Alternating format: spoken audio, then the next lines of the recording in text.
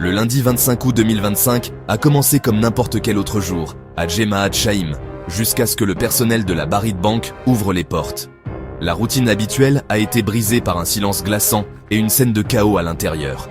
Des papiers jonchèrent le sol, une porte était ouverte, et le chemin vers la chambre forte montrait des signes clairs d'intrusion. Un employé tremblant a finalement exprimé ce que tout le monde craignait. Nous avons été cambriolés. La panique s'est installée alors que des appels frénétiques étaient dit passés à la direction et aux autorités. La nouvelle du cambriolage s'est répandue instantanément dans la petite ville, attirant des foules anxieuses et des sirènes de police. La banque, autrefois symbole de sécurité, était désormais une scène de crime, laissant la communauté sous le choc. Le personnel a parcouru l'espace violet, signalant aux agents chaque signe d'effraction. Chaque objet déplacé était un rappel de l'audace des criminels. La réalisation que des voleurs avaient passé des heures, peut-être des jours, à l'intérieur était profondément troublante. Il ne s'agissait pas seulement d'argent manquant, c'était une rupture de confiance et de sécurité. Ce lundi ordinaire était devenu le début d'une longue et complexe enquête. La gendarmerie royale a rapidement sécurisé la scène, et l'ampleur du cambriolage est devenue évidente. Ce n'était pas l'œuvre d'amateurs, c'était une leçon magistrale de planification et de précision. L'entrée principale et les fenêtres étaient intactes. Les voleurs avaient trouvé un moyen d'entrée caché. Les enquêteurs ont retracé l'entrée jusqu'à un mur partagé avec la résidence du directeur de la banque. Les criminels avaient une connaissance intime de la disposition du bâtiment, utilisant la résidence comme zone de préparation. La brèche dans le mur était nette et précise, pas le résultat d'une force brute. Les débris étaient gérés pour éviter la détection, et les voleurs ont probablement travaillé pendant le week-end tranquille. Ils ont contourné les bureaux, se dirigeant directement vers la chambre forte. Pas de vandalisme, juste de la concentration. L'opération suggérait une connaissance interne ou une surveillance étendue. Comment connaissaient-ils les routines, les failles de sécurité, l'emplacement exact de la chambre forte? Était-ce un coup monté de l'intérieur, ou étaient-ils simplement si doués? La gendarmerie faisait face à une énigme digne d'un scénario hollywoodien. Les enquêteurs ont reconstitué la chronologie. Le cambriolage a commencé après la fermeture de la banque le vendredi et s'est terminé avec la découverte du lundi. Le week-end vide a donné aux voleurs plus de 2 jours pour travailler sans être dérangés. Leur premier geste a été d'accéder à la résidence du directeur, vacante ou infiltrée discrètement. Les enquêteurs n'étaient pas sûrs. De là, ils pouvaient déplacer des outils et planifier sans regards indiscrets. L'utilisation de la résidence a transformé une effraction risquée en une opération dissimulée. Pendant le samedi et le dimanche, ils ont travaillé méthodiquement, utilisant probablement des outils silencieux et chronométrant leurs efforts pour éviter les soupçons. Ils ont percé le mur, patients et précis, se rapprochant de la chambre forte. La ville vaquait à ses occupations du week-end, inconsciente du crime qui se déroulait à côté. Finalement, le mur a cédé et les voleurs se sont glissés à l'intérieur de la banque. Ils ont contourné les alarmes et les serrures, maintenant derrière les lignes ennemies. La partie la plus difficile, l'entrée, était faite. Il ne restait plus que la chambre forte. Leur patience et leur planification les avaient menés au bord d'une énorme manne. La méthode d'entrée des voleurs était leur signature, la stratégie plutôt que la force brute. En perçant le mur depuis la résidence du directeur, ils ont contourné toute la sécurité frontale. Les alarmes et les caméras étaient inutiles contre cette approche inattendue. Le trou était net, probablement fait avec des outils avancés pour minimiser le bruit et le désordre. Leurs compétences techniques les distinguaient des criminels ordinaires. À l'intérieur, ils se sont déplacés rapidement, guidés par une reconnaissance préalable. Ils ont ignoré les distractions, se dirigeant directement vers la chambre forte. L'attaque a révélé une faille de sécurité fondamentale, le mur mitoyen. Parfois, les vulnérabilités les plus simples sont les plus dangereuses.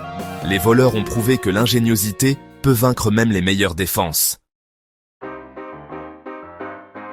Le coffre-fort était le dernier obstacle, une forteresse d'acier et de béton. Pourtant, les voleurs étaient préparés, et le coffre-fort a été forcé.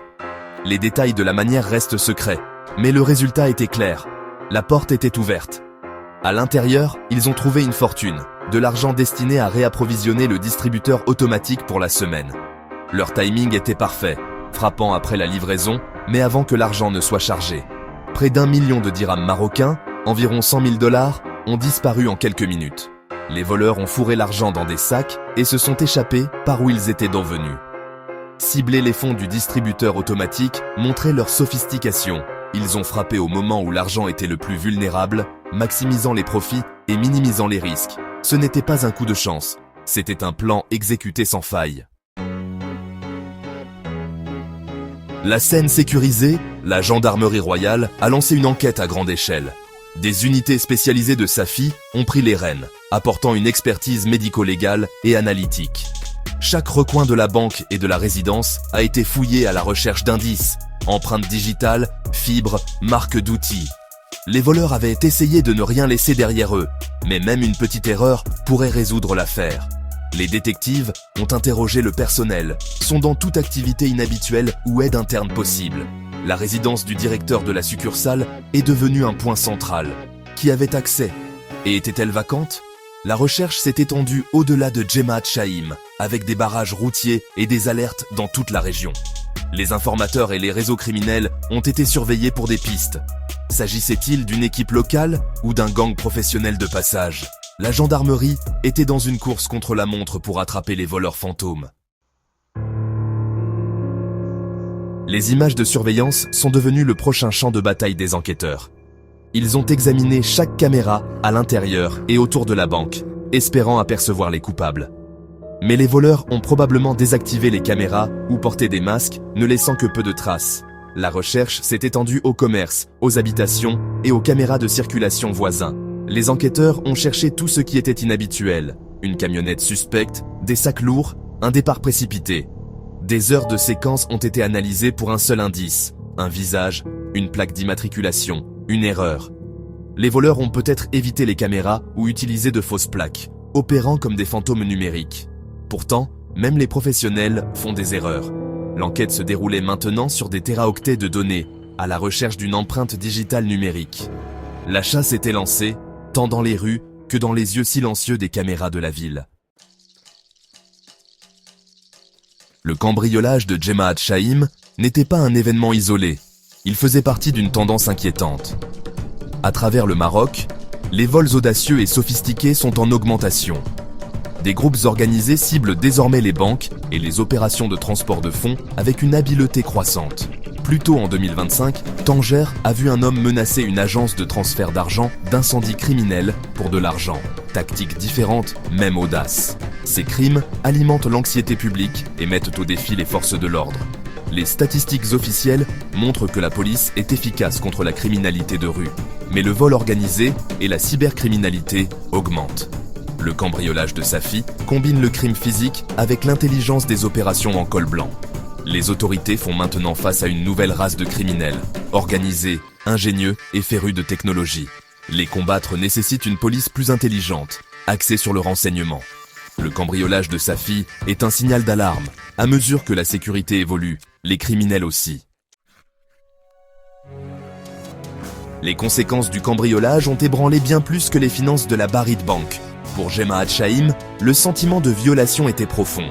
Si une banque n'est pas sûre, qu'est-ce qu'il est? La confiance du public a vacillé et des questions difficiles ont suivi. Notre argent est-il vraiment en sécurité?